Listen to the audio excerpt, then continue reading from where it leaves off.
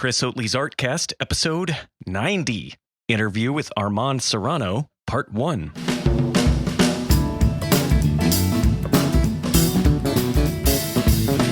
Hello, my friends, and welcome to another episode of Chris Oatley's ArtCast. I'm Chris Oatley, a former Disney artist gone rogue. I'm now the director of the Oatley Academy of Visual Storytelling, where I get to work every day with the most positive, passionate, collaborative community of creatives I have ever known.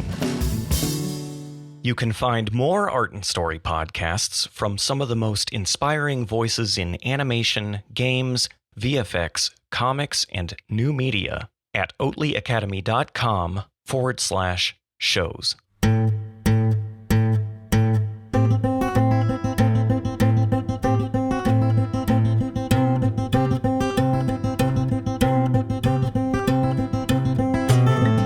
Happy New Year, everyone. It's very exciting. Woo! Happy New Year! We're having a little Oatley Academy New Year's party right now. We have the largest group of Oatley Academy team members ever assembled on the ArtCast here today, and they are here with me to celebrate an awesome interview with Armand Serrano, and also to celebrate the new year, 2016. I've lost track of how many times you've been on the ArtCast now, Anya. Oh, me too. I don't remember. Yeah, here's Anya Marcos, our production manager, our angel ninja. Welcome back to the ArtCast, Anya.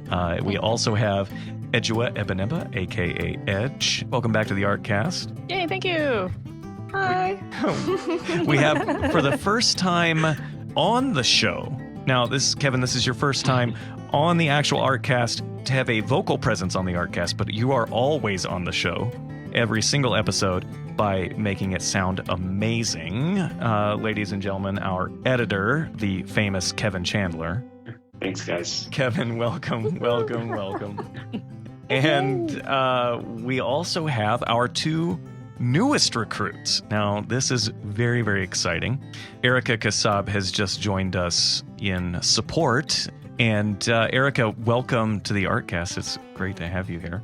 Hey, Jared. Thank you. It's amazing to be here. I love it. And last but certainly not least, our resident story scientist, currently working on several projects at OA, Micah Wienhofen. Hello! It's so nice to be here. And I should say, I've been working on my German. And my Spanish and my Portuguese, all at the same time. So I just inadvertently acknowledged your country without acknowledging anyone else's. But Micah, you are calling in from Germany, and Yes. Erica's calling in from Mexico. Everyone knows Anya's from Portugal and Edge is from BC. And Kevin is joining us from the beautiful tropical country of Indiana. It's a wonderful place. How's the editing going today, Kevin? My fingers are freezing. Exactly. Send help.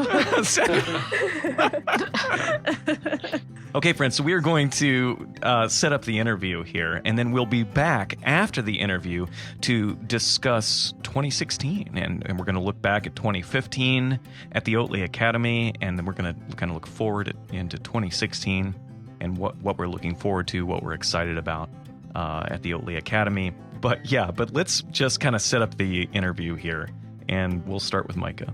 Yes, so in the interview, Armand is going to talk about how he became the artist he is today, even though he started out with something very different. When he went to university, he studied engineering.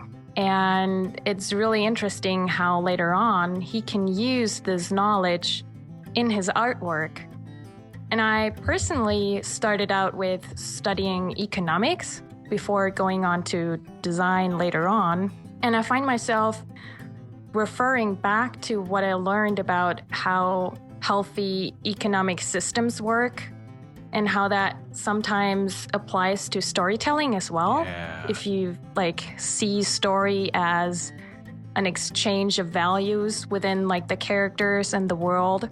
And it's not that much different from real world economics. Yeah. So even though you might be studying something totally different, just go ahead and do your creative work because it all comes back around.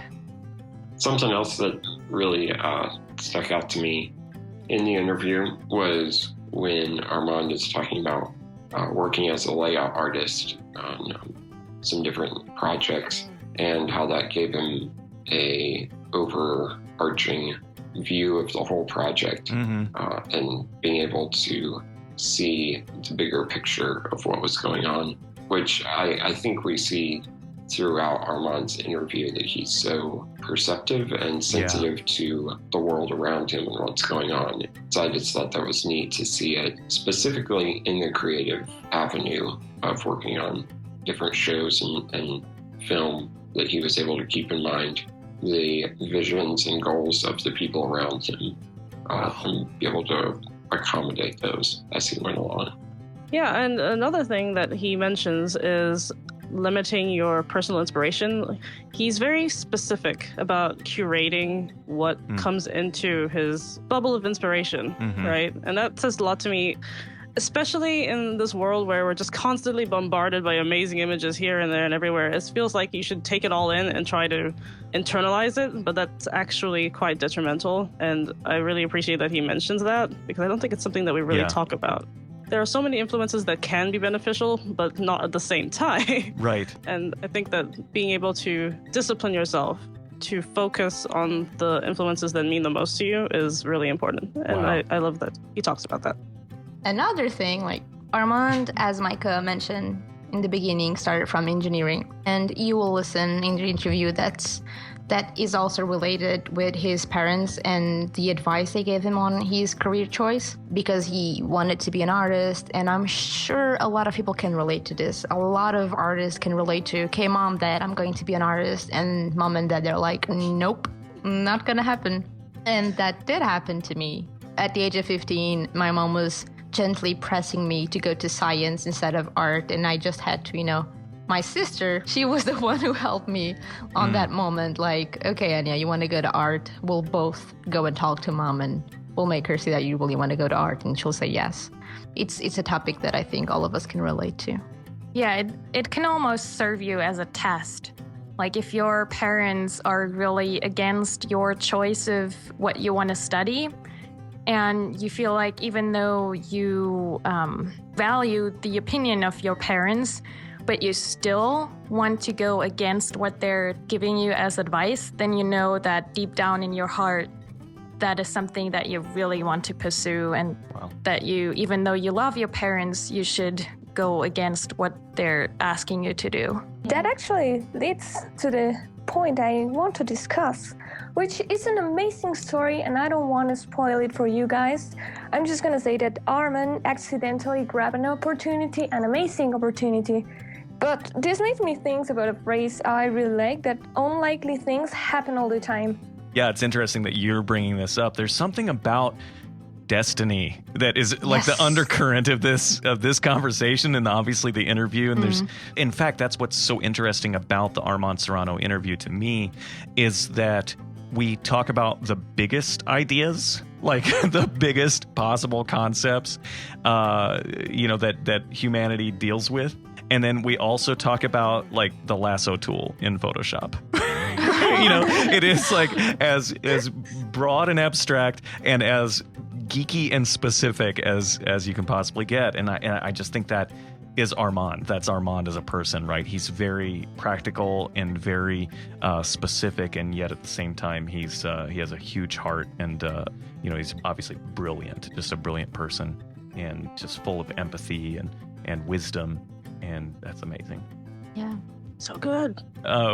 We will be back after the interview to discuss what we learned in 2015 here at the Oatly Academy, and kind of share some of our experience looking back over the past year. And we'll also look forward into 2016 and share what we're excited about and what we're anticipating. And please join us for the after party in the comments section of the blog post associated with this podcast episode.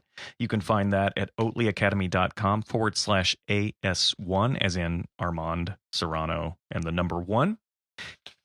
We have a discussion topic. Even though he transitioned into animation, Armand's background in engineering has aided him in his career as a layout and environment artist. What seemingly unrelated aspects of your life have influenced your art in unexpected ways? Please go to oatlyacademy.com/AS1 and share your thoughts in the comments. And everybody here will be a part of that discussion. I will. Yes. In the party. Totally. Please, again, oatlyacademy.com/AS1. That's as in Armand Serrano and the number 1. Go there and join us in the conversation after the episode, and we'll be back to discuss the turning of the new year. Okay, friends, I'm going to play a very brief promo for one of our other shows at the Oatly Academy, and then we'll hear from Armand Serrano.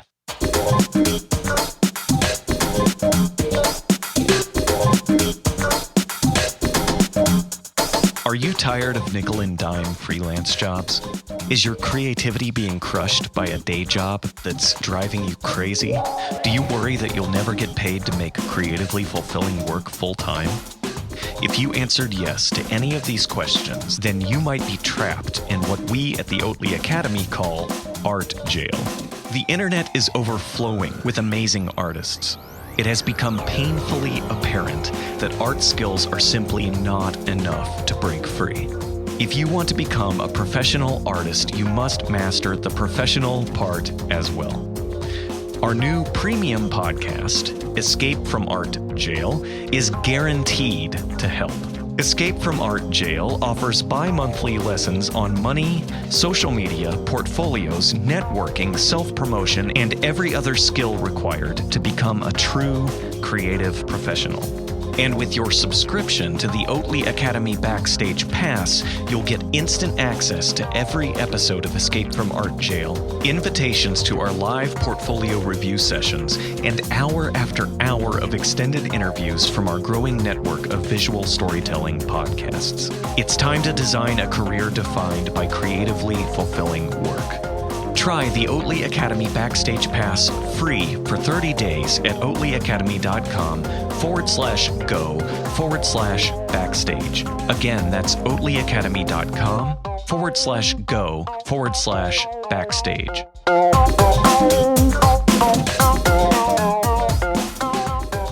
Armand, take us all the way back to when you first realized that you were meant to be an artist. All right, man, that's tough. I'm 48 years old.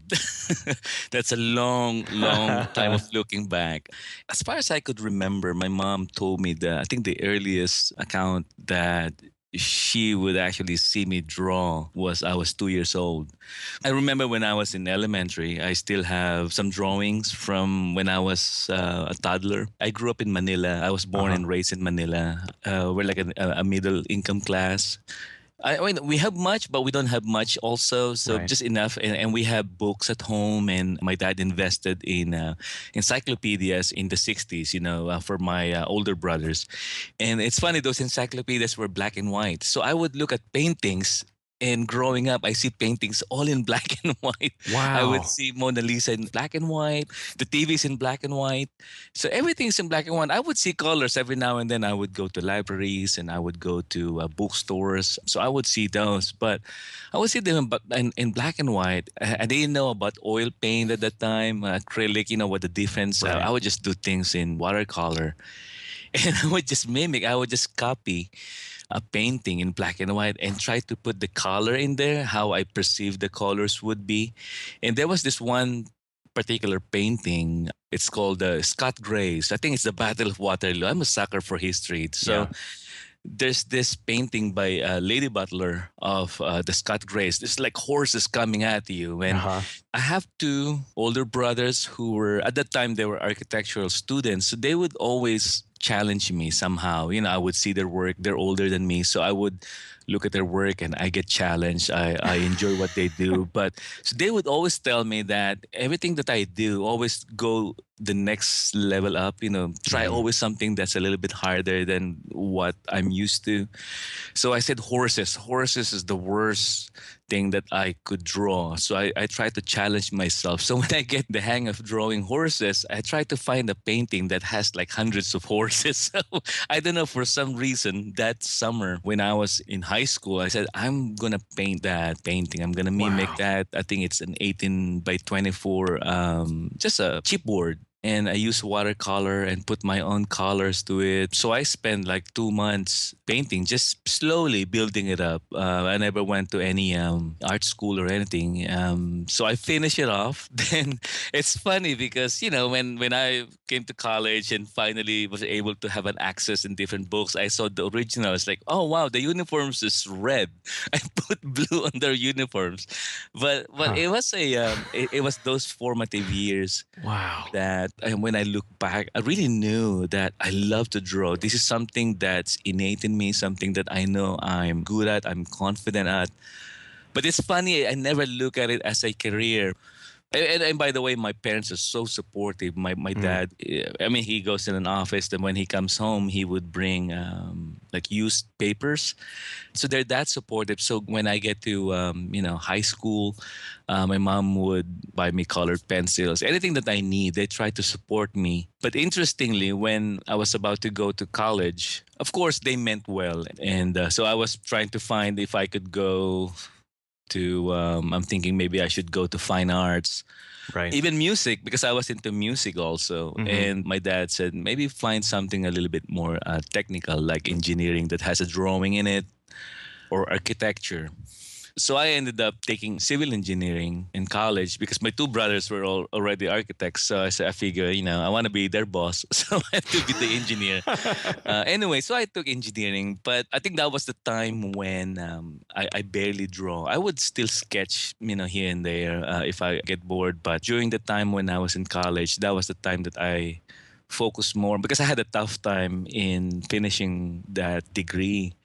There's so many math. I wonder why I took that, but I survived it, and I was proud of that. At least instead of 5 years in Manila during that time, it was 5 years course. I took it in 6.5 years.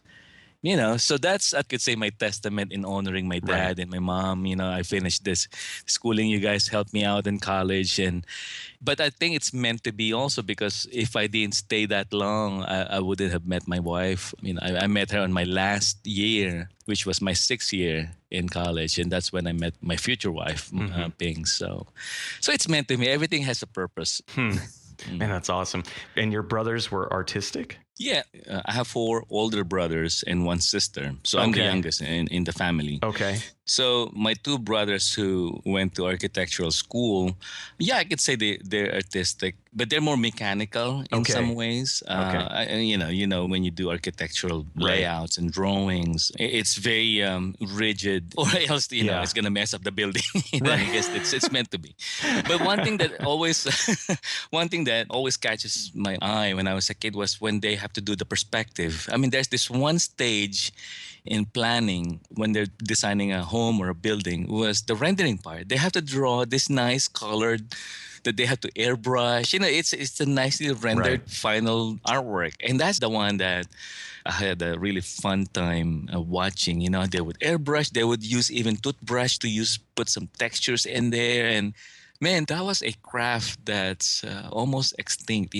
Nobody do those anymore. And I remember that was the fun part. And that's a big challenge when they were doing plans. So not much of a competition, I would say. It's because my oldest brother, he was the one who always tell me that, oh, this is great. He's the one who encouraged me. And so he's always just being a big brother, and always, the one giving me pointers and giving me, the challenges, to keep moving forward, to keep leveling up, not just to stick to what I learned, to what I know already, always go for the next thing higher. Wow. And what did your parents do? You mean as a profession? Uh-huh. Yes, my dad is a internal revenue examiner. So here, the counterpart would be he is in, the IRS. Yeah. That's what he did. And my mom is a second grade teacher. So my dad, that's where I get maybe the math a little bit. I was just thinking that. Yeah, and my mom plays the piano. So I believe the artistic side came from my mom, and she's a teacher. So growing up, she would always correct our English. So that helped me. Wow. And then you said you were musical as well. Was it piano or did you play another instrument? Oh yeah, I played multiple instruments. My brothers, one of the architectural students and my other brother, they're guitar players, and my mom plays the piano. So I grew up with music in the house. Wow. So early on, I think I was 9 when I started playing the guitar. I kind of caught up with just everything. I don't know how it really happened. It's just, okay, they're in the house, I played, then I started learning. Yeah. I had no idea what I wanted to be. I could draw, but it may not be a good career to be in. I could play music. My dad said maybe it's not the right thing. It could be just something that's a hobby, or you can always do music. That's what he always said. You can always do music, but find something that would a little bit more concrete. So that's why I went for engineering. But I think that's one thing that's very constant. I stopped drawing when I was in college, but I kept playing music. And so, yeah, it's one of those things. It's an outlet also that I used. Some itch that I had to scratch. Yeah. Yeah. Was feature animation or animation of any kind on your radar? How aware of that were you growing up? Let me go back. I was a kid. I watched cartoons. But again, I wasn't looking at it as something that I would do. But I love film. I love movies. Yeah. Manila, it's very Americanized. What you guys grew up here with, TV shows, movies, it's exactly the same. Right. We would watch reruns of The Longest Day or Ten Commandments or The Robe. So, I grew up with a lot of epic movies. Yeah. And I guess it unknowingly, subconsciously, it added fuel to my, creativity when I was a kid. Even though I didn't know what to do, I know it has to be something that has to do with movies or something to do with filmmaking or something. It has something to do with those things, but I'm not so sure. So going to college, I don't know. I didn't know what to do. Maybe I want to be, a rock star. I want to be an artist, or I want to be an engineer. So when I took engineering, I took it, I finished it, met my wife. Right after college, I guess I have to find an engineering job, So, well, welcome to the real world. So I went and I have a good friend. They're into construction and they hired me. I was so grateful. That was my first job, and I'm an apprentice engineer. That was just the title, but wow. I didn't enjoy what I did. I would go through the day. I would sketch actually on a construction site. I would just sketch. And I said, if I could only find another job, something that would have me draw. Then I found one. There was a telegram company, Wow. You know what Telegram is, Chris, right? Oh, yeah. Just want to make sure you guys know. Okay. There was a telegram company, that they were looking for an artist because they would also send telegrams on special days that has some artworks on it. So they want to do some kind of like a hallmark, but on a telegram way. I don't know how it really worked before. So I applied. I said that might be a fun job. So I was working there for a couple of months. And I enjoyed it, but the pay wasn't good. But at least I'm drawing. Right. And so I told my dad, hey, Dad, since I already finished college, I just want his blessing that I may have to change my career at some point. And for him, it was fine. I think he recognized that I honored him by finishing, the college that he paid for. Right. Then during that time, I was working for the telegram company, Hanna-Barbera. They have a studio in Manila. So I applied at Hanna-Barbera. I met someone, actually, through my wife. I met a classmate of hers whose sister worked for Hanna-Barbera. So she encouraged me, hey, why don't you check it out? I know you can draw.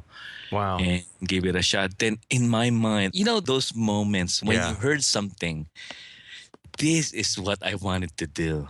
So I never look at cartoons as a career until that day when I was looking for a job. I didn't know where to go. I didn't know what kind of job I wanted to do. Something that I would be passionate with, something that if I want to spend my time on, I always have that in my heart that if I want to spend my time on, it has to be something that I'm 100% that I'm so passionate with, that I know inside me I can do it. Engineering, not so much. Right. Music, I can do it, but I would always see people better, they would play better than me. But for some reason, drawing, it's something that's so innate. It's something very natural in me that I'm confidently deep inside, if I get trained, I can do it. Yeah, right. So I applied and they hired me as a trainee. What they do, they give them an intensive 6 months program to be an assistant animator. What they need is a workforce in Asia, in-betweeners. These are Saturday morning cartoons, so the turnover was so fast that they needed bodies, bodies that can mass produce. And, you will be the numbers, the factory workers in some ways.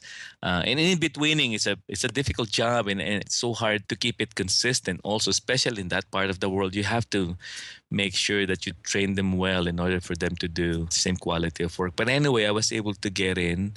I think there's 75 of us. We came in batches. So my batch, I think there were 75 people. After a year deep into TV animation, I found what layout was. Wow, that early. Yeah, I mean, this is 1990. I was, 23 years old during the time. And I think layout would be, something that I would want to do. And I saw there's only less people in layout. So I think, that would be a better job security for me. I guess those things that I learned also in engineering, doing landscapes, similar to architecture, it kind of... Oh, right. It got ingrained in me, looking at landscape. I have some subjects wherein, like hydraulics or structural design. When I see things, I always find how to make it look functional. I think that helped me in doing layout or kind of wanting to do a little bit of what I've learned already in school. So I did layout. I got into the layout department. We were working on, for Hanna-Barbera, we did some Yo-Yogi, TV shows, Captain Planet and the Planeteers. Wow. Oh, yeah. Those are old school stuff. Yeah. Just horrible colors, but drawings are fantastic. And I got into layout and I enjoyed layout a lot. I found my spot in the animation world, my tiny spot. So after a year being in animation, that's the time that I decided I'm going to give up engineering. I'm going to give up music, whatever I goaled for early on, and I'm going to go for animation, and there's no more turning back. I believe, when you make a decision, when you do something, you cannot be in the gray area. Just you have to go for it. So I went for it. I mean, all the way animation. I trained myself. I tried to learn more. I bought How to Draw Comics the Marvel Way. I think that's one of the first books that I bought.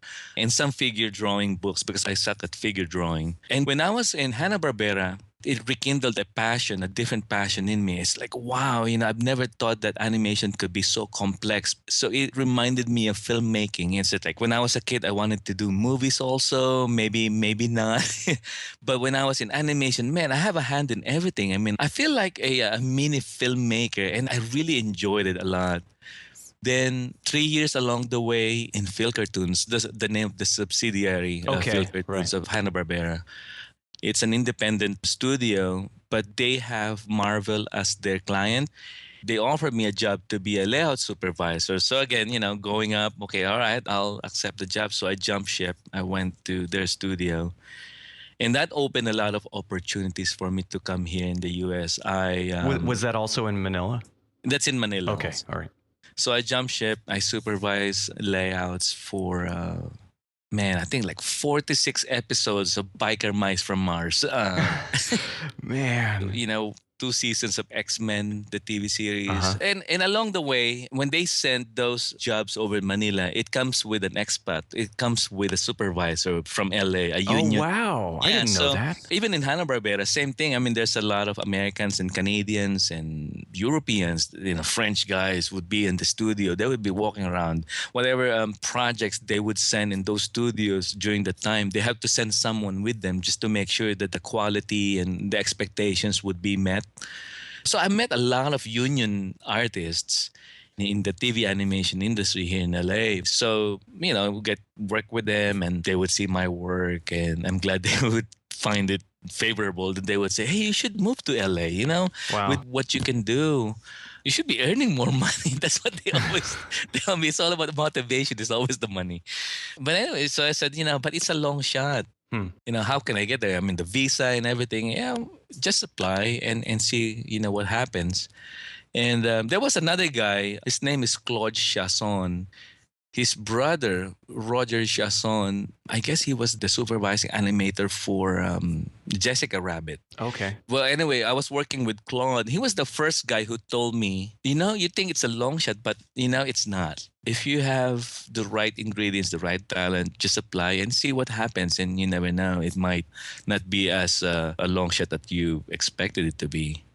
And I kind of just shove it in my mind. It's like, I'm happy here. I'm happy supervising a department and everything. Then there was this one show that was brought in our studio after working on those Marvel productions. It's a music video by Prince in the Revolution. Wow. Yeah, but I didn't think that it was released. But at that time, he wanted the MTV to be animated. So it was sent to our studio. The guy who supervised was a guy named Philip Felix. So he's an LA animation artist. So I got to know him. He's a great guy to work with. And I think he was the one that honestly told me, you should go to LA. You should try it out.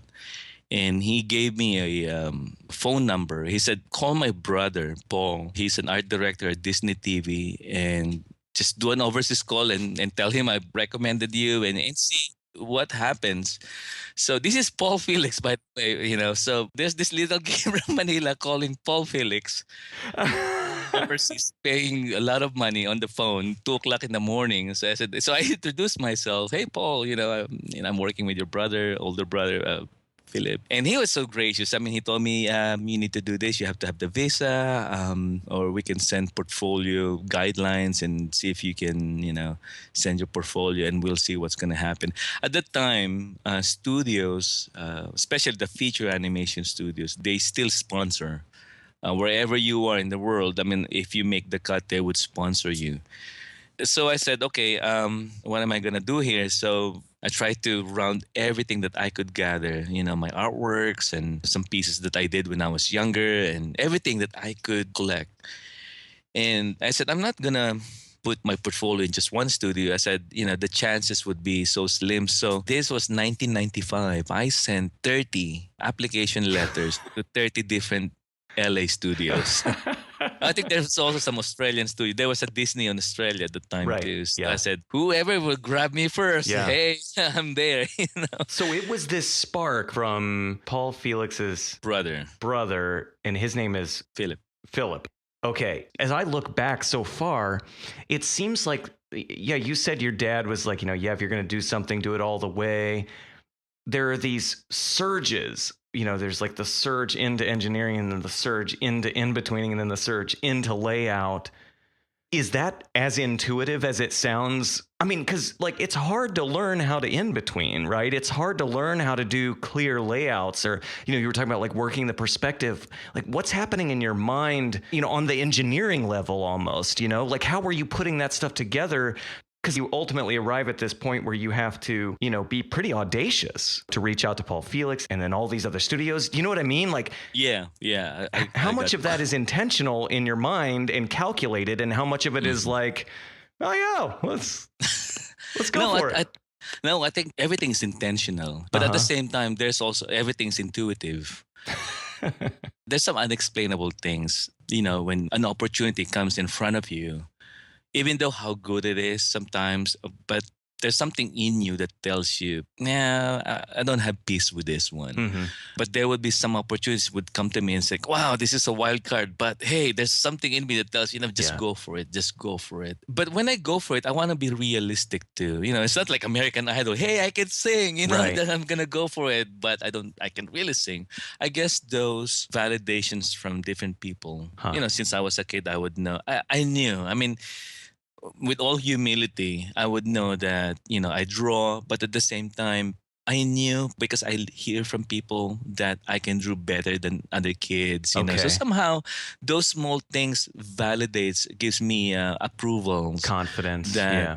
right, that I can do it. So there's that confidence already building up in me. But I Uh-huh. know what I'm good at. I know where I'm not so good at too. So I want to be as realistic as possible. Hmm.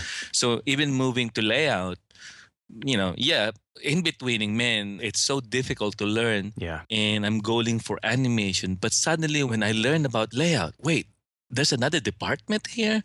I look at it, it's like, wow, they're not doing the characters, they're doing the environment where the characters live. Right. That's why I believe that everything is not by chance. There's a purpose in everything. So somehow those engineering fundamentals that became ingrained in me, suddenly they got sparked up too. So maybe if I want to reason it out now, I would look at it as like, so that time that my dad spent paying for in my college is not wasted, you know. Yeah. It's now going to be used. And I use those, I mean, the math that I learned in engineering, you know, Yeah. so many math, but it made my life a little bit easier in some ways doing layout in traditional animation. So it helped me out. But going back to your question, yeah, everything is intentional because I really wanted to go all out. You know, if this is the field, I want to have as much as what I can get out of this and make a career out of this. Now, Right. intuitively also, because I have that something in me that, oh, if I have peace with this, I'll go for it. And I get excited about it. Then Right. it gives me a different motivation. It gives me a new passion, you know, a new wind. So to go to the next level and keep going forward. Did you do anything specific to prepare for the layout pursuit? You know, you're like, okay, I've been doing these in-betweens. I need to do some environmental drawings or, you know, to put together a new portfolio? Or was it more just you sort of talking to people and going like, hey, I know I can do this? Actually, they gave us a test. There was a time in that studio in Hanna-Barbera where another studio sprang up, then 5 layout artists just resigned and they move on. So Wow. that's why competition is so good. I mean, it's good for the artists. So there's an opening, 5 spots, you know. So I applied. Wow. They gave us test. I mean, there's like tons of people that applied. And I was on the lower batches. They try to do seniority in that studio. Uh-huh. So if you're more senior, they would give you more chance to move to that department because layout, they only need a handful of people. So I just applied anyway. So like what I said, you know what? I mean, I'm not gonna lose anything. So I applied. There was a story behind it, if I may. Oh man, I'd love to hear it. This is really meant to me. I'm gonna have goosebumps again. I was on the 7th batch on the training, so there's like 6 batches ahead of me. There's a lot Wow. of seniors, so opportunity. There was a guy that has the same name with me. I can't remember his last name, but similar to my last name. I came into the studio not expecting that I was going to be picked to take the test for layout. A lot of people applied. So we have a receptionist that I was friends with. So we were just chatting away in the morning and said, oh, I'm excited even though I don't know if I could get in. So we were talking about life, basically in everyday life. Then I went back to my seat. And she was the one who's going to announce the names of who are going to be given a chance to take the test. I guess for some reason she was naming the names, and I was listening for the list of names. All the people that were named are more senior than I was. Then one of the last few names, she said my name. I said, I guess I'm taking the test. So I went in there. I took the test. It's a 4-hour test about perspective and composition and that kind of stuff. Wow. They just want to see, Right. because they're still going to train you for 3 months, Right. an intensive, program. So I was taking the test halfway through the test. It was like 2 hours along the test. I'm almost done. The supervisor came to me. Oh, by the way, they made a mistake on the name. It wasn't you that's supposed to take the test. It was the other guy, but he has a similar name with you. It's an Armand something. I don't know, with an S also. But he looked at my test like, but you know what? Since you're almost done, just finish your test and we're going to give him a test too. I said, that's fine. So I finished my test. Then, after a week, results came. I got in Wow. to the program. So I'm being trained with, a bunch of other guys who were more senior than I was. And I guess that's history. I Wow. was able to get into the department and then, God blessed me to be good at it and gave me an opportunity to supervise the department in another studio. Able to work closely with a lot of artists from LA, encouraged me to come to LA. Yeah. Talked to Paul Felix on the phone, encouraged me more. I got emboldened more and said, oh, there's a possibility. Then I applied to 30 studios. Yeah. And Disney and DreamWorks sent me a portfolio guideline. They said, yeah, we are in need of layout artists. And this is the guideline. And it's very similar. What Disney was looking for and DreamWorks, they're all exactly the same qualifications of a portfolio that they wanted to see. Then when I look at the list, it's like, oh, my portfolio is not at par to what they are looking for. And that's, again, I know I can do it if someone could just show me how Disney do their Disney way, how to do it the Disney way. I know there's something in me that tells me that I can do it. I can work it out. I could, burn some hours and do that, or DreamWorks way. But I'm not in LA. So I put my portfolio together, sent it on. The other studios were asking for portfolios like game studios. Then one of the studios from Glendale, it's called Seventh Level. I don't know if it's still there anymore. They have some artists working in their studio already who used to work from Phil Cartoons from Hanna-Barbera in Manila. They hired them. I guess hey, these Filipinos are good. I guess that's, hey, so let's hire more guys from Manila, from Hanna-Barbera. And they saw my stuff. I sent it to them. 2:00 in the morning, they gave me a call and said, okay, all right, we're going to hire you. We saw your portfolio and let's do the paperwork. So they sent me the immigration papers. I got to the U.S. in 96 summer. Wow. And I got here first. My wife and my daughter followed like a month or two after. So we lived in Burbank that year. So I was working for that studio. What did you do there? I did backgrounds for CD-ROM games. Oh, wow. Internet was just, I think, just a military thing. Yeah. And there, I think there's internet already, but, it wasn't popular. So people still buy CD-ROM games. So I have a hand in a Barney game. I got some dolls. My daughter looks at me as the best person in the whole world. I would come home with those Barney plush toys that they would give us because I was working for the game. Oh, my goodness. So that was the dawn of Barney. They had this Ace Ventura. It was so big at the time when that movie came out. They had this educational game. So, I was just doing this limited, low resolution backgrounds for the company. And I was happy, I'm in LA. I kind of hooked up again with some of the people that I used to work with when I was in Manila. Some of them already contacted me and said, oh, can you do some freelance for us? Since now that you're here. I said, I can't because I'm on a working visa. So I stayed with the company. That was a good company to work for. It's just that economically, I guess they got affected and they were dwindling. And I felt that inside the studio, just being there maybe like for 3 months, I know this company may not last long. And of course, I have to think about my daughter and my wife with me. I brought them, halfway around the world and we were just starting. Wow. Yeah. Then while I was in the studio, I learned about associates in art. I think it's a precursor of what the union school now. Okay. It was the predecessor, all these people who are working in the industry, union professionals, they teach there. So I said, that's the school I wanted. I don't want to go back to art center or, CalArts.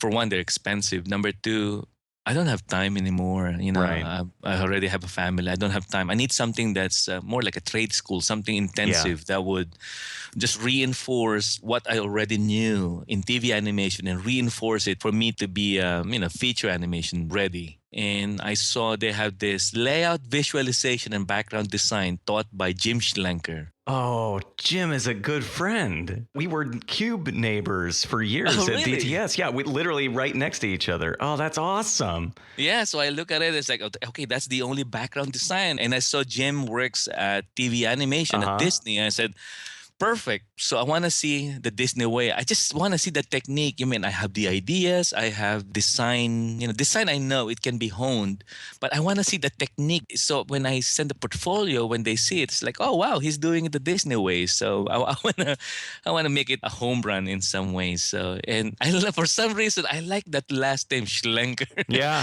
I'll take that class. Huh. So I enrolled. This is an amazing thing is the company, 7th level, they encourage the artists when they do some sort of educational enhancements like this. So when they learn that, oh, the union school, the associates in art is they offering these classes for this summer. We're going to pay 50% of your tuition if you guys are just enroll, you know. So I said, that's even better, you know. I just got here in the States and now my Yeah. company's paying, half of what I need to pay for. And so it saved me a lot of bucks. And so I went in. Man, I was working the whole day. Then 6 o'clock, I will take the bus. I never had car at the time. We had the car seat because my brother-in-law picks us up on weekends. But I didn't buy any car. I can't afford a car yet. Plus, I didn't have any credits yet at that time. So I would take the bus, go to Associates in Art, and take as much as I could get from the school. So I was going to the class, and Jim Schlenker would be there, and he would teach us the vellum paper, Prismacolors. Like, so that's the secret, maybe, vellum paper. And, Wow. so I just work away. Man, 13 weeks. That's probably one of the most memorable 13 weeks of my life because during that time, I can sense it. I know, okay, I want to go to the features. For me, that's the big leagues. That's, Lion King just came out. Pocahontas came out. I want to be part of drawing big layouts. That's like that's it for me. Then I'm good. I don't have to be a director. I don't want to be an art director. I just want to draw big, massive layouts. So no one draws bigger than Jim. Jim draws the biggest layouts of any artist I know. And Jim is amazing. I mean, I like he's very methodical. This is what you do. He really has a gift to teach. And I seldom see that. I would see instructors. So they have good information, but they cannot teach. Jim can teach. And I learned a lot. The reason why it's so memorable because I would stay up late because I'm so pumped. I'm so encouraged. So this is how Disney would do it. So I would take some of the line drawings I did in TV animation that I brought with me. So I said, I don't have time to think. I have time to render. So I want to do it the Jim Schlenker way. So I would come home when my daughter is asleep, then my pregnant wife is asleep already. By 10 o'clock, I would put up my vellum paper and I would start drawing until like 3 in the morning, 4 in the morning, then go to work. So that was my routine. And I remember my wife at some point told me, I don't want to see that sketchbook anymore. It's like, you're mistress now. Yeah.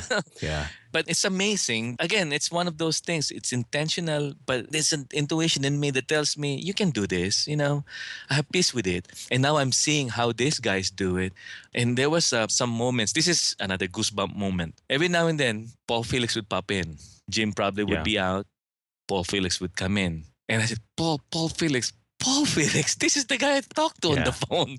So I introduced myself. I was the one who worked with your older brother and who called you on the phone one day.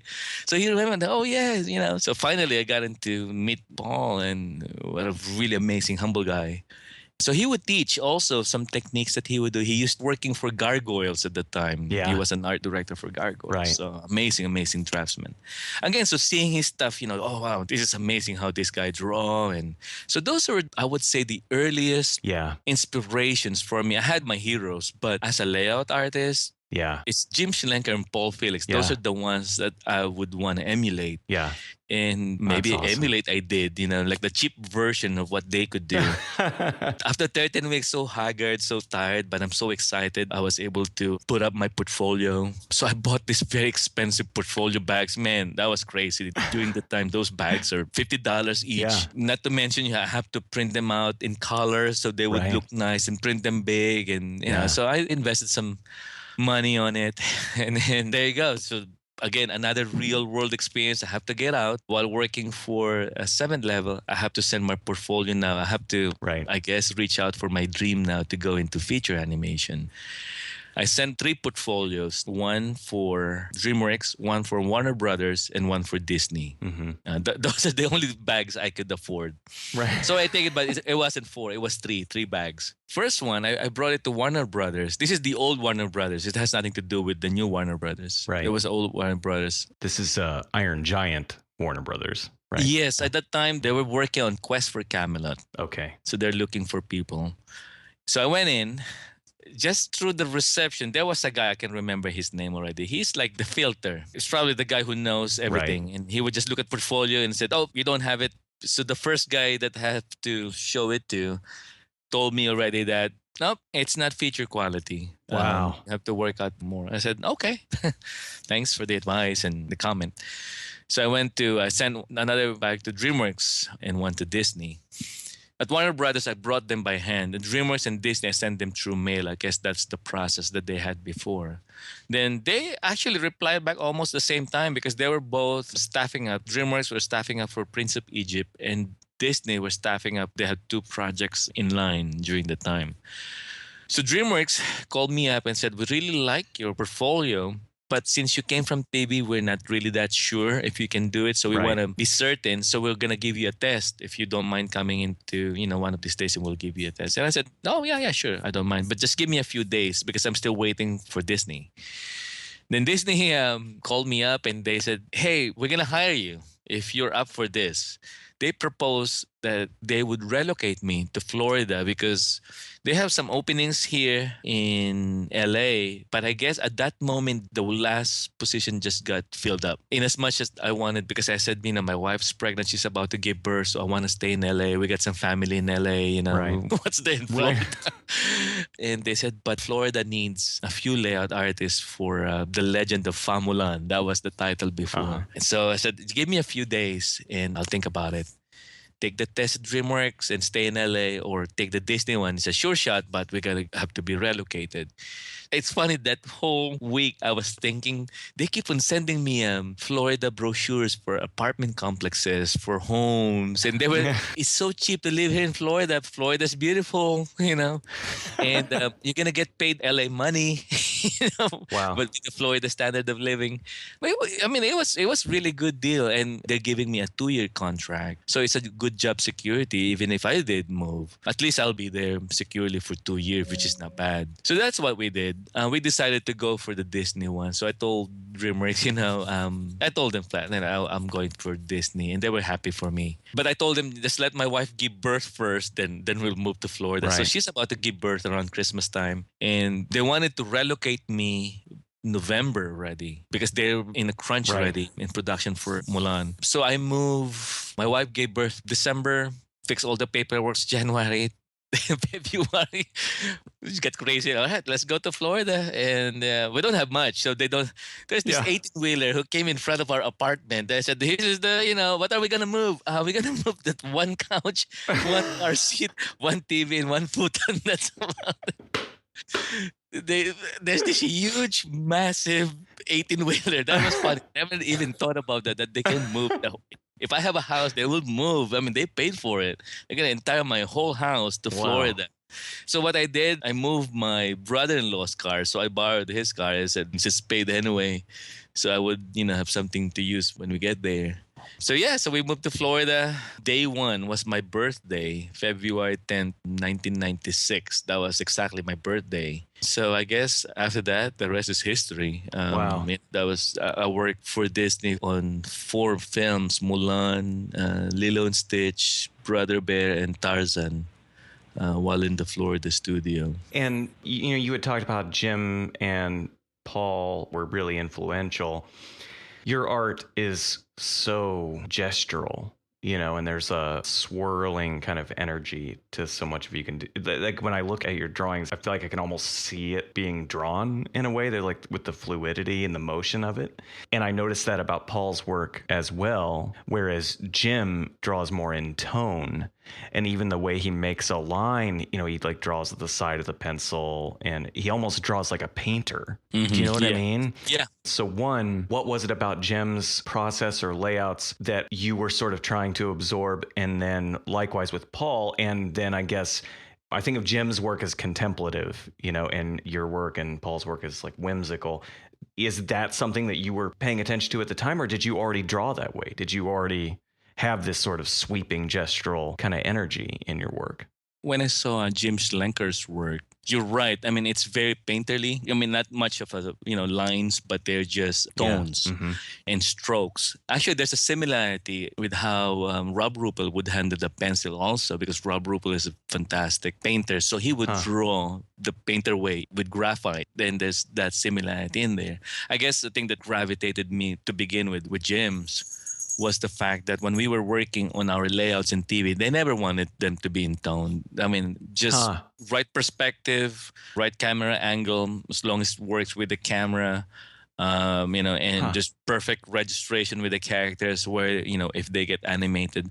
But they miss the lighting, they miss the tone. And because it's TV during that time, it's just the process, the system that we had there that I think they didn't want to spend time on the tones anymore. They would rely on the background painters, and that saves time for them. So if the background painter would pretty much do the painting and do the lighting and so it comes with the tone in there. I think the only drawback that TV animation missed there, that they skipping the tonal part, was I found it when I was supervising that they started having inconsistencies in lighting.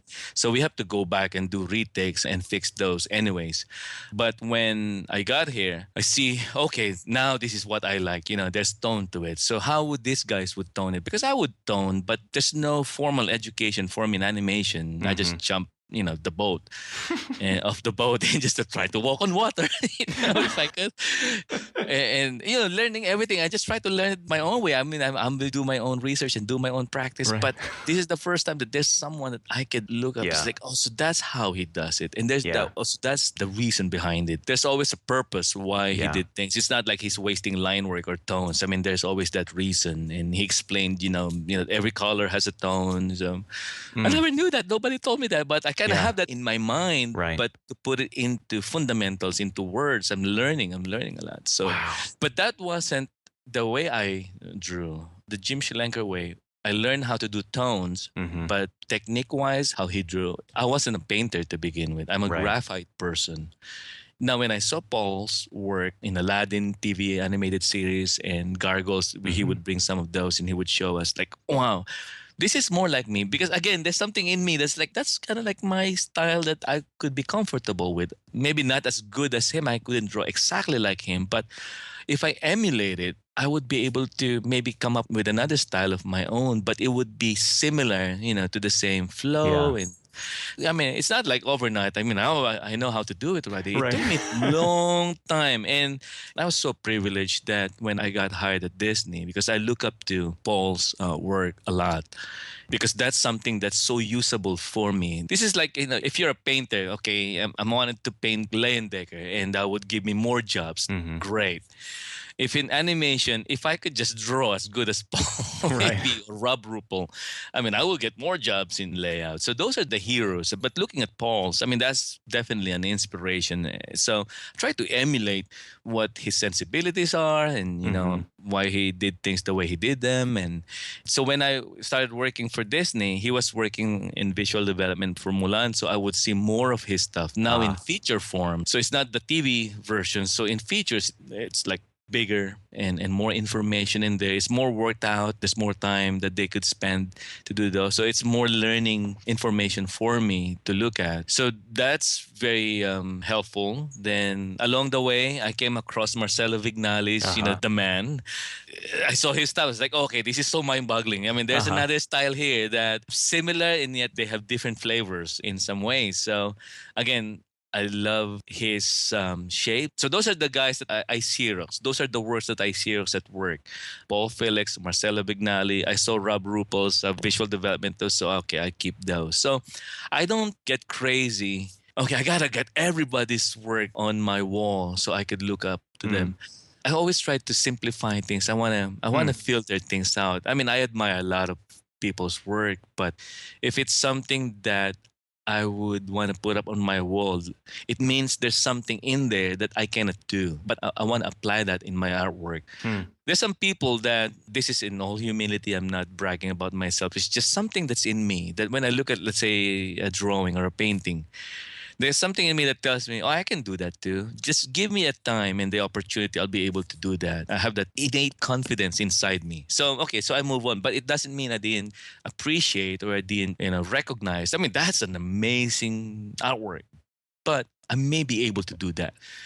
But there would be some artworks like, oh, that's new. I haven't done that yet, or I cannot do that yet. Then there's something that, oh, I can use that, but I want to learn how to do this. And there's something on Paul's, there's something on Marcelo's, and there's something on Rob Ruppel's on their graphite drawings that there's something here that I haven't done. And I may not be able to mimic this per se, but I want to know how they do it. So that's the reason why they ended up on my wall, because there's something in their work that I really wanted to apply in my sensibilities. So glad that I'm working with them. Yeah. Paul, I mean, I work with him in Lilo and Stitch. So, try to pick as much of his brains, Yeah. as possible. Then Marcelo, it's funny. Rob Ruppel, I work with him in Brother Bear. So, so again, it was a really humbling experience. And at the same time, it's one of those formative moments in my artistic life that these are the guys that they may not know it, maybe until they listen to this podcast, how they affected so much of my graphite work, my sense in my tonal sense. Right. Marcelo, it's funny because I always work with him in all movies that I worked on, but I never saw him because I found out that he was working somewhere in Utah as a freelance artist. So I have this conception of what Marcelo looks like until when I ended up at Sony Pictures Animation years after that I got into work with him closely. It's like, oh, that's how you look like. I didn't know that. I didn't realize that he was remote. So you guys didn't meet until Surf's Up? No, yeah. Wow. I've seen his work, and I guess he saw some of my layouts too, because along the way they would see some, because I'm in production, he was in pre-production, but I would do the background. So I would look at the artworks, then we would supply the necessary information in order for them to be workable in the actual shot. So I would modify some of the backgrounds that these visual development guys would do in order to, support the story and the shot. Then they would see those, and I never saw him. So I had this idea of Marcelo Vignali. Then I saw him, and it's like, so that's how you look like. Anyway, so that was my life at Disney. It was a great exposure because that was the time wherein Photoshop came into the picture. There was around 2000. I was at Disney from 96 till the Florida studio shut down in 2004. So around year 2000, when Photoshop started catching up as an industry norm, we have background painters starting doodling with it. And I always find that, okay, Photoshop is only for painters. I'm in layout, so I do things in tonals. And as long as I'm good with my tonals, I'm fine. Then again, I guess there's a value and there's an advantage as isolated in Florida. But at the same time, and I'm not saying it's good that the studio shut down, but I think I got so sheltered so much in Florida that when I went back to LA and joined the Sony studio, most of us were from DreamWorks. And there's a handful of us from Disney. So now moving into that studio, it opened my eyes now to, wow. So there's some things that I saw there's like, man, I've seen all the Disney artists, the Disney works, the Disney paintings, and everything done at Disney. Then looking at another group of people, it's like, wow, there's a different flavor here that I haven't tasted yet, So, man, again, my heart started pumping. There's, the excitement came back and learning. And again, I'm so privileged, worked closely with Paul Lassane and Marcelo Vignali. And then eventually was working side by side with Mo and Marcelo and Marcos Mateo and Silva. It was amazing experience because the first movie I worked on with them was Surf's Up. I guess the movie says a lot about the hybrid between the Disney discipline and the DreamWorks discipline. So two art forms coming together and working together as a team, and the beauty of that movie, I guess it spells it all, the creativity of the guys who work on that. So that's, again, another notch higher for me, another level up, another challenge that I had to face. That, okay, I cannot just be complacent with my tones. Now I have to do other things too. So I started working in Photoshop more. I started painting, and Paul Lassane, so working in the same project, he would gracious enough to give us tips and how to make brushes. Just coaching here and there, just everyday life. But just seeing his artworks and giving us information here and there, tidbits of how he does things, and looking at his artwork, some of the fundamentals, how they approach things. Always a learning process. Richie Chavez, one of the most prolific draftsmen I've ever worked with. He's very ambidextrous, just like Marcelo. They're as good as a character designer as a background designer. So just being surrounded on a daily basis by these guys, it's priceless. There's no, I want to say there's no money. But I'm glad that I was paid when I was working with these guys. But just to be in their company and not just their friendship, but the learning process along the way, for me, that's so invaluable. That those are the ones that contributed to me as an why am I this now is because of that history behind me. These people who touch my artistic life in a very significant way. You mentioned during Lilo and Stitch that you learned some specific things from Paul Felix. What was it about that movie that you feel like changed you? Well, I guess the mere fact that he would go to the Florida studio a lot of times. So he would stay there, Oh, right. He was art directing from LA. From LA. Okay. Production designing from LA. Production design. Okay. Yeah. Then he would go to Florida and he would spend a good amount of time there. My hidden agenda bell in my mind, ding, ding, ding, ding, ding. He's going to be here. Got to learn something, He would do draw over on an onion skin on some of my layouts. Those are precious because those draw overs, as soon as I see one, how he would do things, I get that information. So I apply it right away and try to make it as my own as well because, that works. So, I try to intentionally make it to be my own and apply those in how as much as I could. Which is hard to do. I've been in that exact situation, especially with Ryan Carlson, who's been my art director numerous times now. And I think I'm starting to approach the canvas a little bit more like he does, which is kind of the entire goal of my whole life, is just to be able to paint like Ryan Carlson. But seriously, though, I'm starting to kind of figure that out. I don't know how much I was actually trying to do that or how much I was aware that I was trying to do that. Now I'm more aware of it. Anyway, my point is that there have been times where I'll watch him do something and I go, that's not how my arm moves. So I have to figure out what is the essence of what he's telling me and what is kind of the energy of what he's doing so I can get that same intent, but with my long skinny arm and my bad posture and the way I sit and that kind of, do you know what I mean? Like there's adaptation is really difficult. It's difficult. I mean, I cannot be like him. Until I die, I wouldn't be like him. I mean, there's only one Paul Felix, just like just one Rembrandt and one Leonardo. I mean, they have their own signatures. Right. But I always believe that if I could get some of those things, not everything though, I know that I wouldn't be able to mimic his drawing, literally the way it is. I don't think like him. And, there's so many things that's happening in our brain that we wouldn't be able to know. But there's some information in there that I try to put some logic in my mind wherein the reason why he's doing this is because of this. So those nuggets, I know that that's the reason. He may not do it consciously. Maybe he's or any artist would be drawing them because they feel it. So there's no words that you can put in explaining someone how you do things 100%. Right. So I would look at those things and I try to mimic and I try to understand why we do things. So at least for my own sake, I have to put some reason and logic behind it. So that's like my handle. So I can grab it every time I need it because I wouldn't know. Yeah. There was one session that we asked him to do a Q&A demo for the layout department and background department. I remember, if I remember right, there was one painter asked him, so how do you do this and how do you do that? What were you thinking when you're doing this? And he answered, I don't know. I think I just feel like doing it. In my mind, it's like, that's the best answer I've ever heard because that's an honest answer because an artist, not everything we do will be able to put words in there. It's so hard to explain things unless these are mechanical, like perspective and those things, they're fundamentals. But when you combine those things to come up with something in context, it's so hard because it's something that's in you and how your brain works and what you were feeling at that moment, what your experiences were. It's a culmination of all those things rolled into an image that you just came up with. So I actually respected that answer so much that sometimes I wasn't afraid anymore to answer the same way. When students would ask me when I do things or I do a demo or I explain things or show an artwork and they were asking me, why you do this? And I said, I don't know. At that moment, that was just the feeling. It looks good. It feels good. Maybe it's good. Maybe that's the right way to do it. Not all the time. It's kind of like a combination of trusting yourself and copying.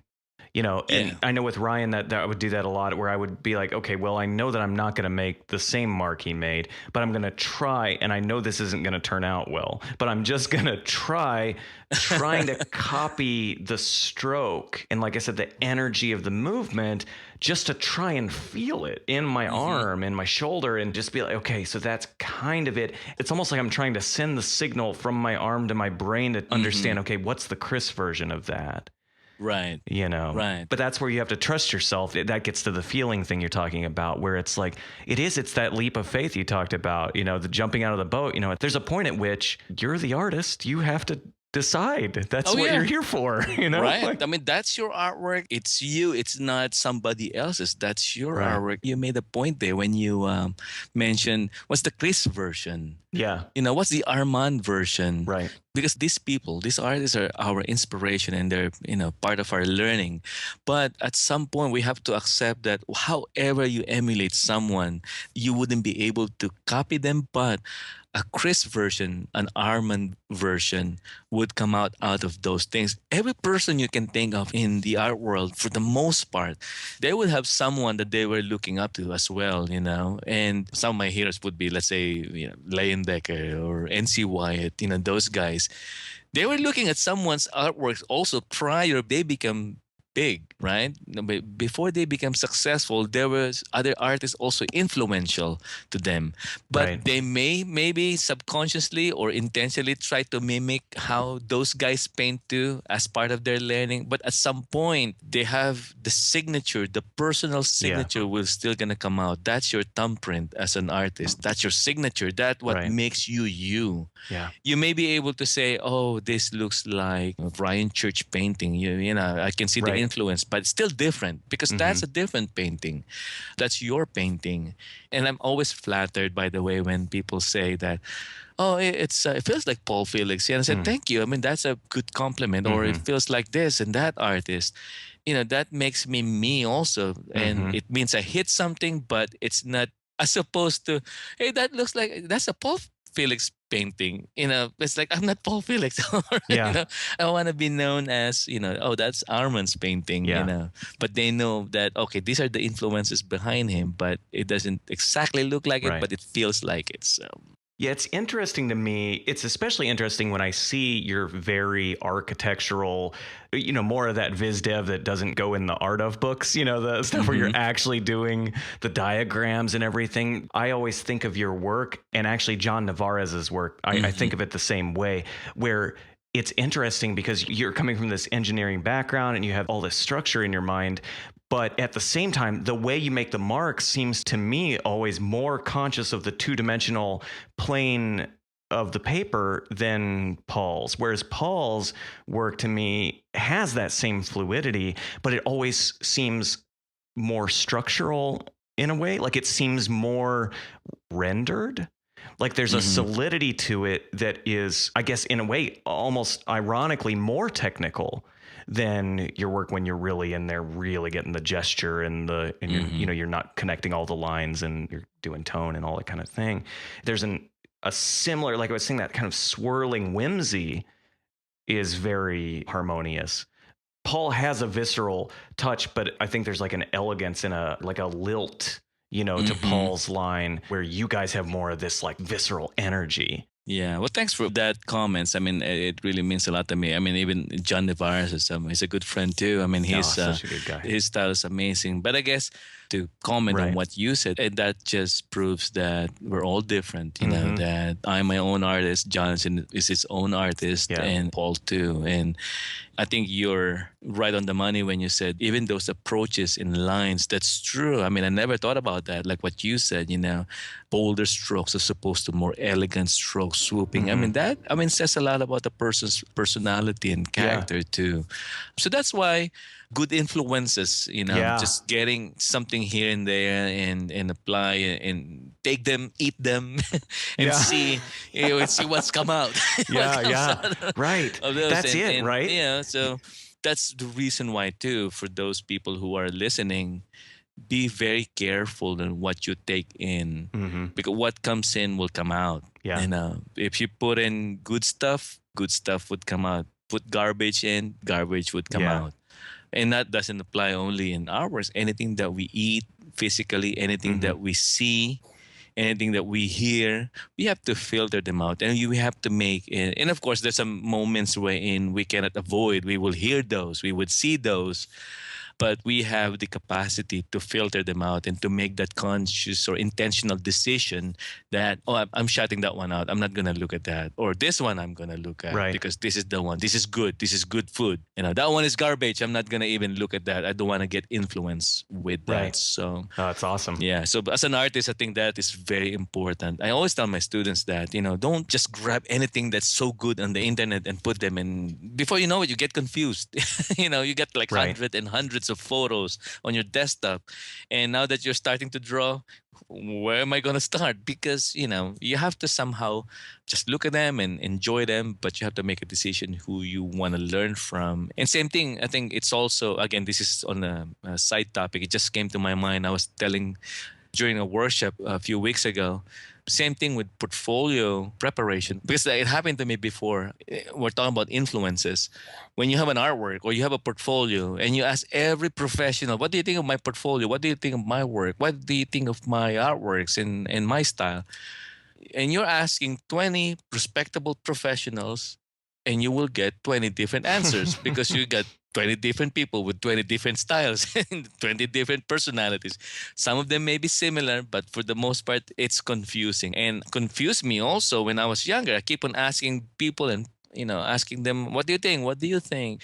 And people would give me different answers. So I don't know which one to follow. Some of them tell me, oh, this looks bad. Don't use this on your portfolio. This, improve this. Then I ask another person. It's the exact opposite. So the point is, if you have those influences in your life and you have an access to those people, find just the few guys, that you trust the most. Yeah. The one that you trying to be inspired from, or the person that you want to emulate if you have an access to these people. Even friends that you respect their decisions and their artistic capabilities, just ask one or two and that's enough, as long as they're the ones that you respect the most. Especially, you cannot ask a person, if you're a realistic guy in terms of style, then you ask a guy who does highly stylized animation, you wouldn't enjoy what they're going to say about your portfolio because that's not their style. So look for those people who have the similar style. You respect their opinions and their creative judgment, and just stick with those. Just few people. I think in my life, I'm just so privileged. Just Paul is one of the guys who evaluates me at Disney. So every year I would get feedback, how did I do the entire year? So, and I respect that because, he's probably one of the few people that I would want to know comments on. And the other person that I only ask, what do you think of my artwork, is Marcelo Vignali. Especially Marcelo, I trusted him so much. I worked with him closely for a long time. I respect his judgment. And he was one of the persons that I tried to emulate early on in my career. So he's the only person, and I would never ask this to any other artist. I respect a lot of artists, but he's the only person that I would show my artworks to and said, what do you think? Because I respect his opinion so much.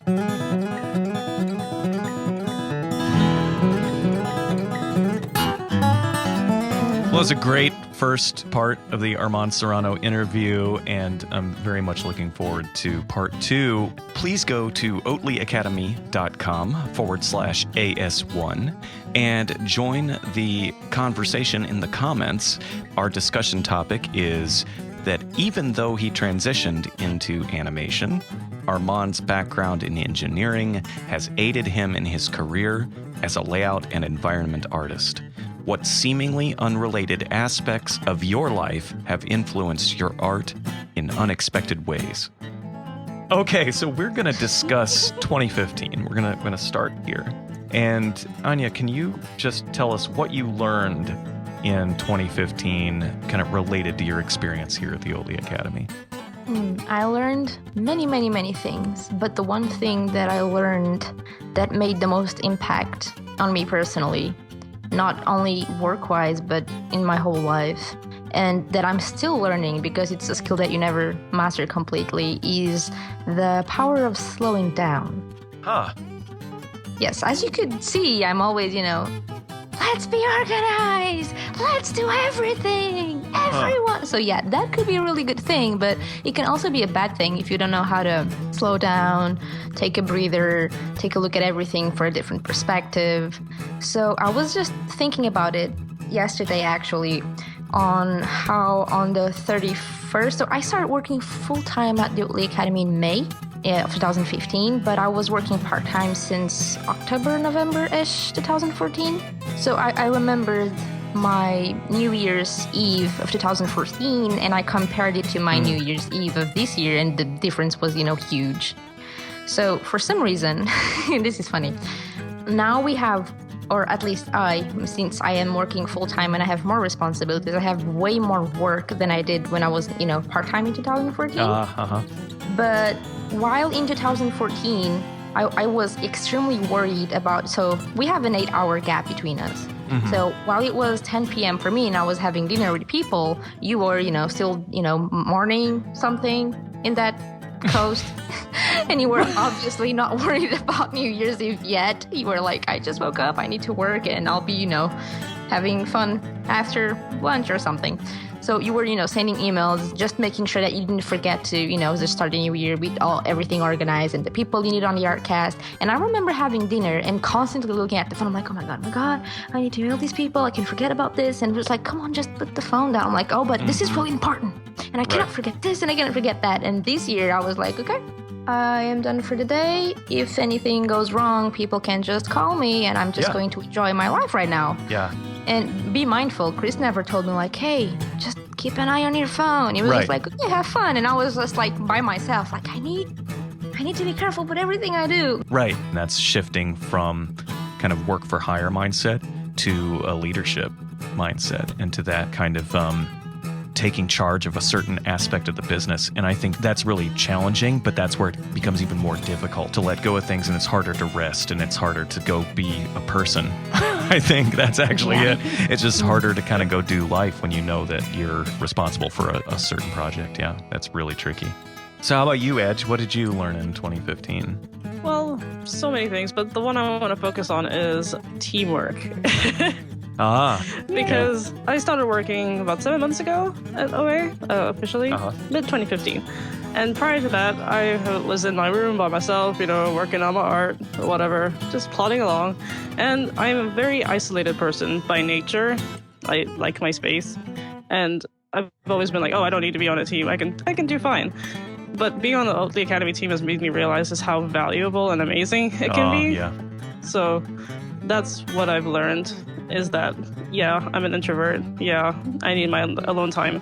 But like you said, artists aren't made to work alone. Even if we need our alone time, we're not made to work alone, and it can be extremely amazing and beneficial to be part of an amazing team like this one. Granted, this is an anomaly.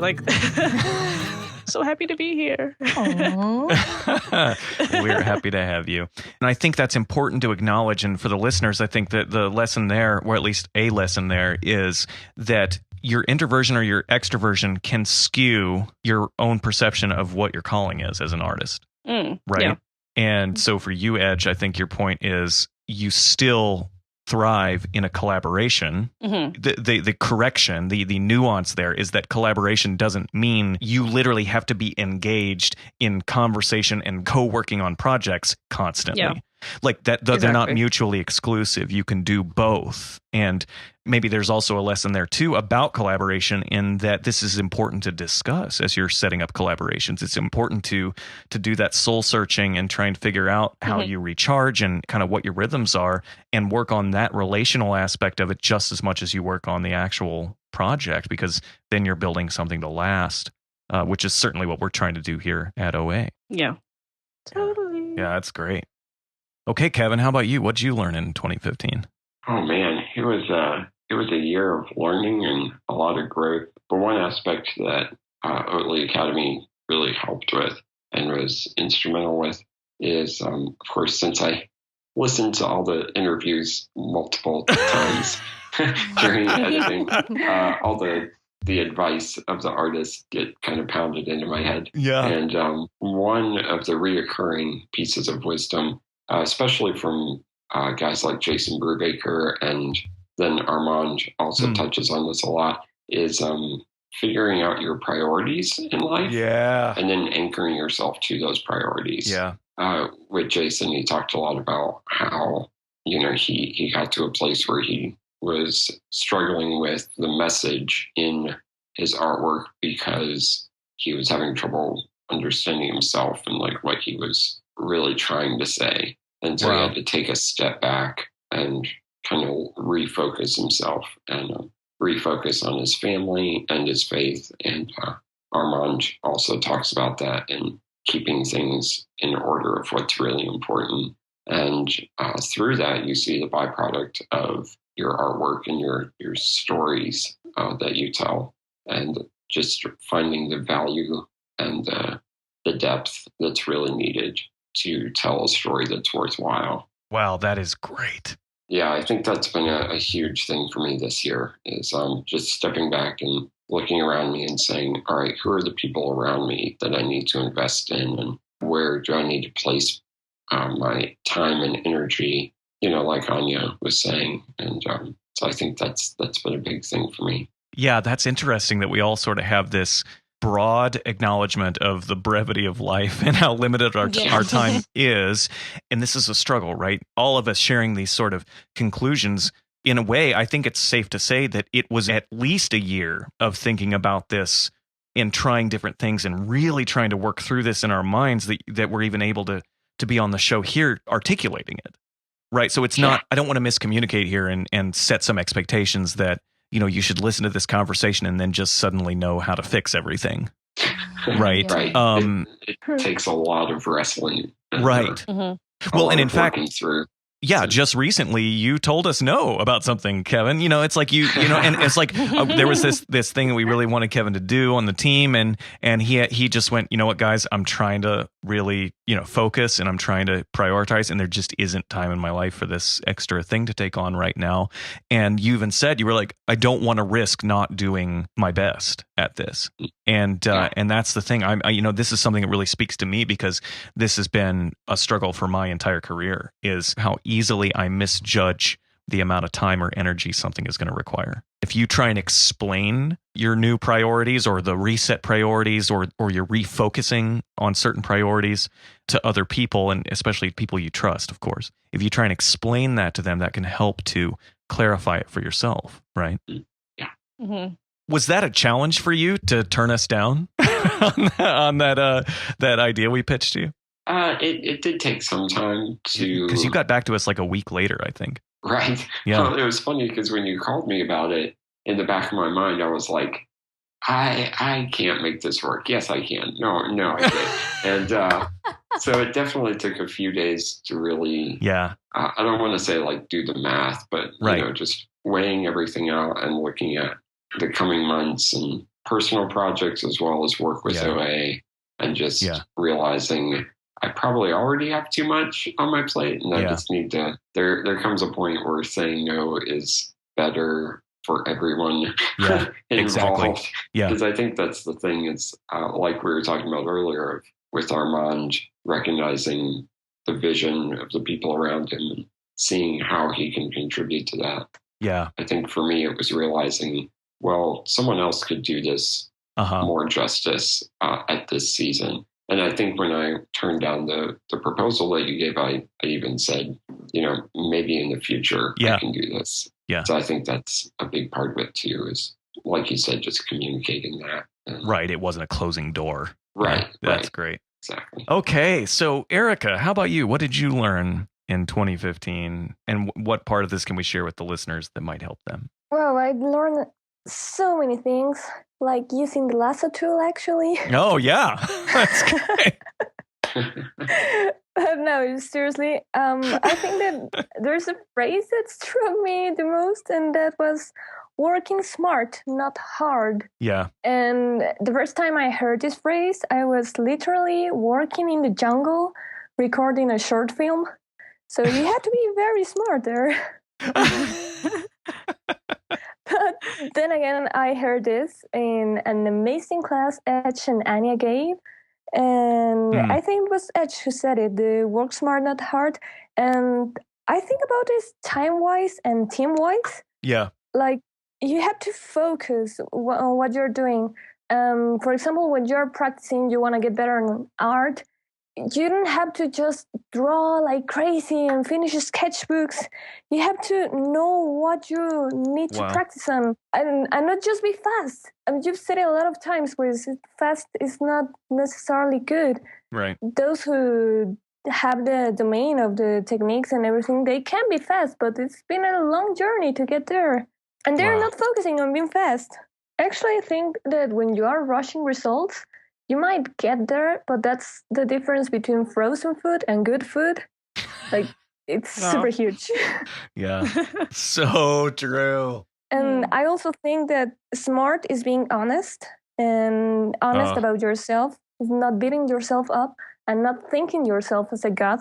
Like admitting that you're strong in some areas, but you might be weak in others. Oh, man. So good. Yeah, Edge, you and I have been talking about that on our most recent episodes of Escape from Art Jail. We've been talking about this idea, Erica, where it is so simple, essential, and painful to assess your own work in terms of commercial viability in the marketplace in which you want to sell your work. So, for example, if you want to work at Blizzard as a concept artist, to maybe literally hold up your paintings next to the work of the people who are currently working at Blizzard and going, what's different? What's different about mine? It is so painful and it's so difficult. And yet that is absolutely essential. This idea that you have to acknowledge, just like you said, Erica, you have to acknowledge that you're not, this super powered kind of artist. Like you have to assess your own weaknesses, and that's not fun, but it's essential.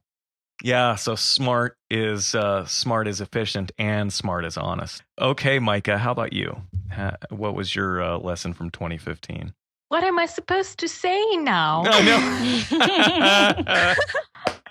Okay, so I'm going to try to add to this conversation, even though the others have pretty much covered the ground. But maybe what I learned was kind of a combination between what Anya said and what Edge pointed out. So it's basically the value of collaboration, but in terms of not burning out creatively and how collaboration can really help prevent that. So this year, I started working on my second comic, but I didn't do that on my own. But I was joined by the lovely Brittany Arnett. And so she is basically writing the story, and I'm drawing it. And another project I started this year, I do with Edge. Woohoo! In which it's really interesting because in that project, it's the reverse. I'm writing the story and Edge is contributing her awesome artwork to it. Oh, thank you. You're welcome. And so I'm able to do 2 projects because I found partners that can join me in the ride. And then just looking back at, I think it was 2014, summer 2014, when I joined Painting Drama 1. And I joined because I wanted to get to Pixar. Like, the reason why I came to Oatly Academy was, it's taught by Chris, who worked at Disney. So if he worked at Disney, he can tell me how to get to Disney or Pixar. Like that's the reason that sold me. And looking back now, I'm like, well, I wouldn't have been happy at Pixar because basically, well, that at least is my image of working at Pixar. You work on a movie for 4 years. And since making animated movies is such a huge undertaking, you have a really specific job in that whole machinery, basically. So you spend 4 years, more or less, on doing something very, very tiny. And I wouldn't have been happy. I love being able to collaborate with all these amazing people and seeing all these awesome projects come up. Like that's so much more fulfilling for me personally. So that's like a game changer. Yeah, there are folks that I encounter who are just made to be in the studio. You know, it is absolutely what they want.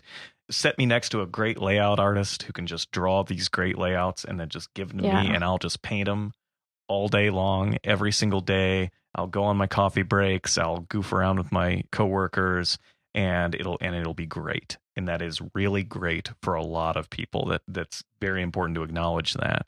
And that happens at Pixar and that happens at Disney. And if you're wired to be a studio artist, fantastic. Right. I'm not trying to diminish the value of doing a work inside of a studio. I'm just... It's just not the only thing. It's just not the only thing. It's very convenient. It's a convenient career choice. And the fact is there are many, many new career options that the internet has enabled. That we're around. A lot of them were around beforehand. It's just that we have access to them. We understand them now more in ways that we didn't before there was such a rapid exchange of information. Yeah, and it's kind of getting back to what Anya was saying, because I kept feeling pressured by all these ideas I had, and I couldn't work them out on my own, basically. Like, it's just me, and I have just so many hours, and I can't always work 24/7. Right. And so it's not just even the work hours I can share with the others, but the potential and the ideas just explode if you have collaborators that are so smart and so creative, and the work gets just so much better. Yeah, it can just accelerate the projects just beyond what you could even, if you get the right team, it just can accelerate the project in ways you just can't even anticipate. Yeah. Wow. Well, let's jump back to Anya. Anya, what are you looking forward to for the OA community in 2016?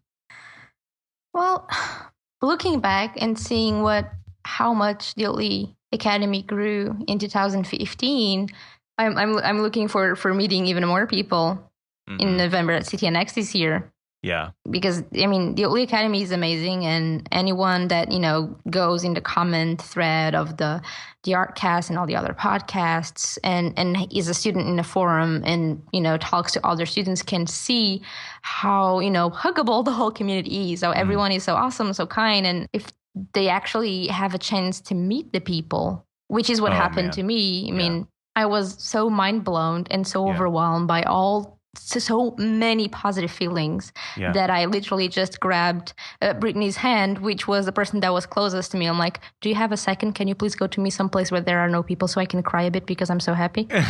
and that's what I did for 10 minutes, because I was like, oh my God, this is better than being thrown in a bucket filled with kittens. Wow.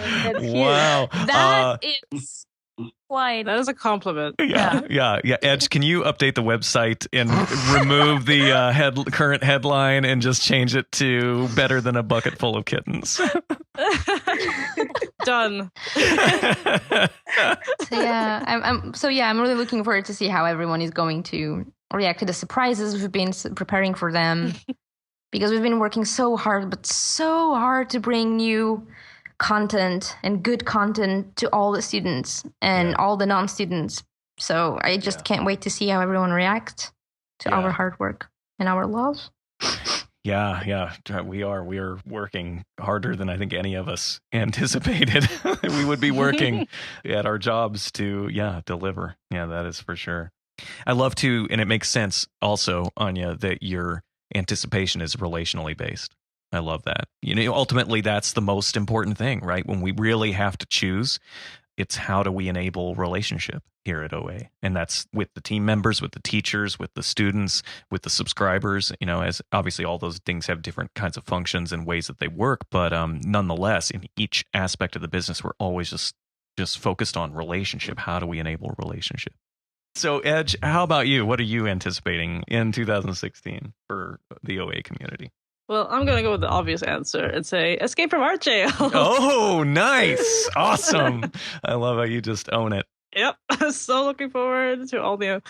We'll have so much to cover. Seriously, it's just going to be intense, and I can't wait. Can't wait to get into it. Can't wait to see the community's reaction to them and to hear all their stories, because it's really fascinating to me how much it's resonating with people. Yeah. Like you said, we've spent so much time in development that actually seeing it out there and seeing people actually relating to it and realizing that it's not all in our heads and this is making sense.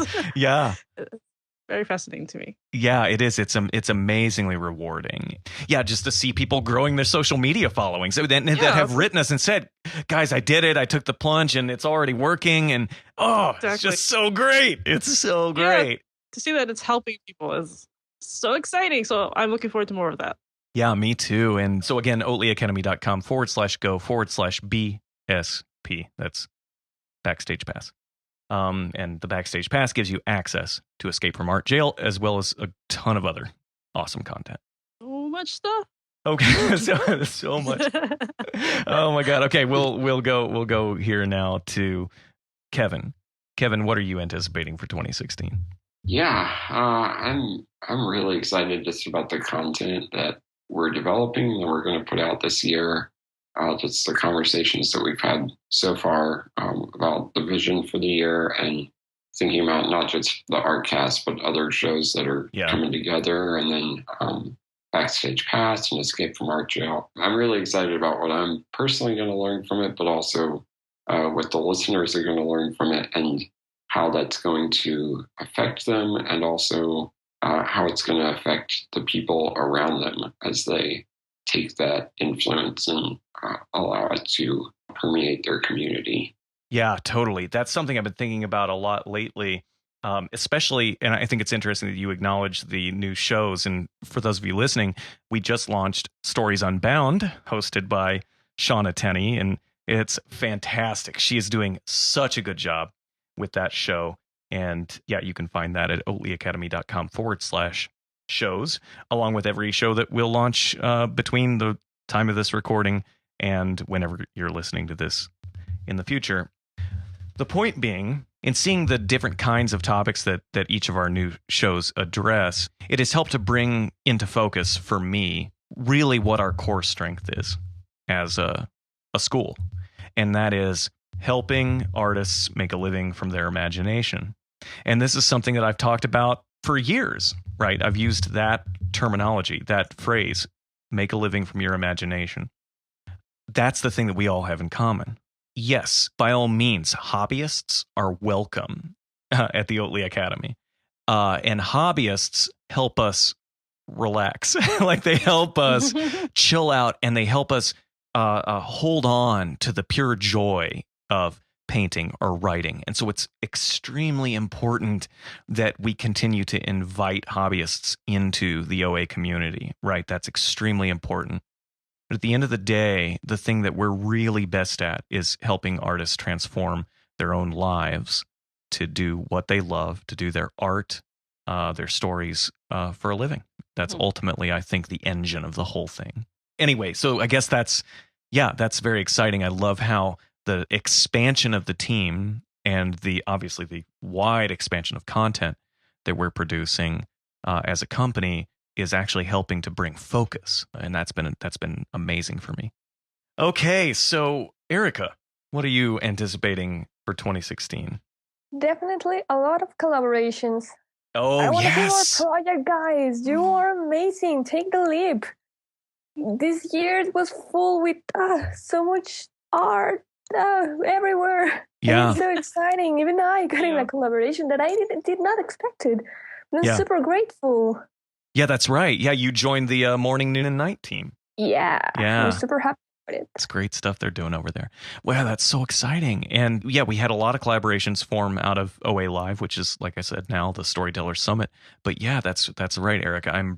This is something we've been talking about a lot with the team. Is just trying to, kind of like we were talking about there with Anya, just like how do we cultivate community, and by way of cultivating community, create opportunities for collaborations to happen.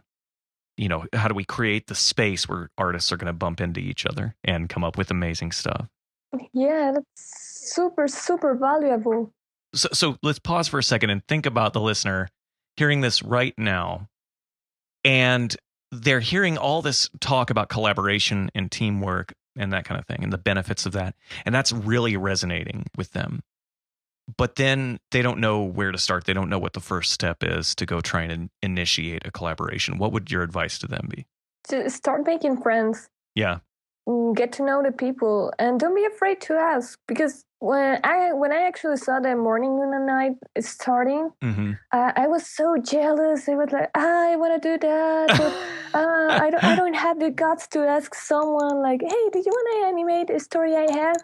Like, I thought that was even kind of selfish. I don't know why I had that idea, but you can start small. You don't have to start with a huge collaboration with a 20-book story. Yeah. Maybe you bumped against someone who does 3D modeling and you have some cool character design that you would love to see in 3D. It can be as small as that. Yeah. Such a good point. Oh, man, you guys are so good at this. Okay. And lastly, Micah, how about you? What are you anticipating for 2016? Stories. Yeah. A lot of stories. And I'm so happy about it.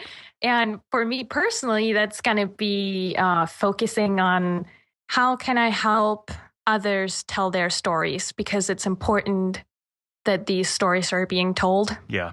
Yeah. Stories change the world. Yeah, exactly. It's just the core of who we are as humans. Yeah. And so the more stories we have, the better we understand each other. Yeah, I really look forward to hearing all the stories. Yeah, me too. Well, friends, thank you so much for joining me for the first ArtCast of 2016 and what looks to be our most positive, passionate, collaborative, inspiring year yet at the Oatly Academy. And, you know, the content, the quality of the content, and the endless fountain of ideas that is all inspired and enabled by you. And so thank you for this, and thank you for creating such an amazing community here. Thank you to our listeners for the what are we at now? Like 8 years of support for the ArtCast, and that's crazy. Well, we will be in year 8 now of the ArtCast, and so thank you for your support and your encouragement along the way. And I feel like we're just getting started. So thank you guys. Again, listeners, please join us at oatlyacademy.com/AS1. That's Armand Serrano #1. Join the conversation in the comments. And of course, if you are interested in enrolling in the Backstage Pass, you can start your free 30-day trial today at oatlyacademy.com/go/BSP. Happy New Year, Happy Team New OA. Year!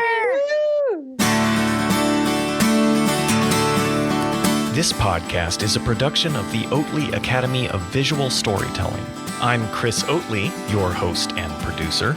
Our editor is Kevin Chandler. Our production manager is Anya Marcos, and our editorial assistant is Ejua Ebeneba. Our theme music is provided by Storybook Steve. Recurring musical segments are provided by Storybook Steve and Kangaralian. Find more inspiring art and story podcasts designed to help you make a living from your own imagination at oatlyacademy.com/shows. Okay, Interaction. It's the interaction song.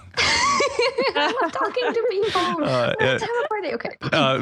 For those of you that don't work with Anya, you should know that everything turns into an 80s power ballad at some point. No matter how mundane the concept might be, you know, spreadsheet, working on a spreadsheet. You know, it's like everything turns into an 80s power ballad. All right. So, Edge, how about you? What are you anticipating? Looking forward to? What are you anticipating? Looking forward to? What are you looking forward to in 2016 for the OA community? Are you guys there? Yes. Okay. I'm sorry. Hang on. Can you hear me now? Yeah. Yeah. Yeah, okay. My internet has been stuttering this whole time. I'm like, Oh what? no! It's fine. We don't need the teaser. We could just, Kevin. We can just Yeah. Uh-oh. What was that? Oh no, Robot Edge. Oh Robert. Okay. no. She died. Oh no. Hang on, let me Come back let me to us. force quit my browser. Oh, that's awesome.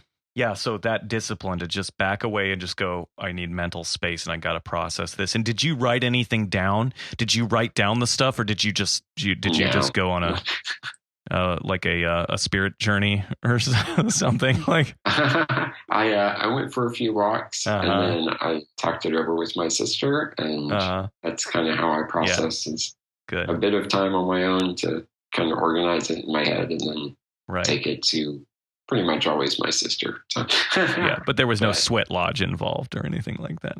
no, Yeah. not this time. Not No this giant beard, no animal skins. Right. I did think about building a cabin and spending a week in it, just thinking through this, but decided I wouldn't put it I'll past save you. that.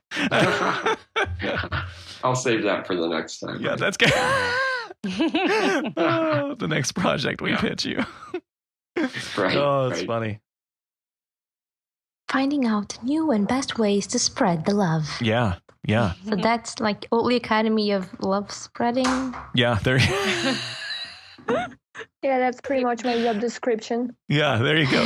Edge, sorry, we need you to Official update love spreader. we need you to update the website again. It's already updated. Oh, Like- good. Of course it is. Taking the bucket full of kittens and giving everyone a kitten. Yeah, there you go.